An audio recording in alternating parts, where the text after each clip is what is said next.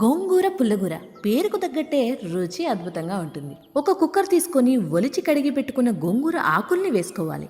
కారానికి తగ్గట్టు 12 పచ్చిమిరపకాయలు, కట్ చేసి పెట్టుకున్న 2 టమాటోలు, హాఫ్ టీ స్పూన్ పసుపు, ఒక నిమ్మకాయ సైజంత చింతపండు వేసుకుని నీళ్లు పోసి బాగా కలుపుకోవాలి. 2 కట్టల గోంగూర ఆకులకి ఒక పిరికెడు పచ్చిశనగపప్పుని నానబెట్టుకోవాలి. ముందుగా నానబెట్టి ఉంచుకున్న పచ్చిశనగపప్పుని ఒక గిన్నెలో పెట్టుకుని మూత పెట్టుకుని కుక్కర్ మూత పెట్టేసి 5 విజిల్స్ రానిస్తే పచ్చిశనగపప్పు కూడా ఈజీగా ఉడికిపోతుంది. తీసి ఒక పప్పు గుత్తితో పప్పు సెట్టుంటే పప్పు సెట్టి, లేకపోతే పప్పు గుత్తైనా సరే తగినంత ఉప్పు వేసి ఉడికిన పచ్చిశనగపప్పుని వేసి బాగా మెదుపుకోవాలి. మెదిపిన తర్వాత నీళ్లు లేకుండా మిగతాదంతా వడకట్టుకుని వేసుకోవాలి.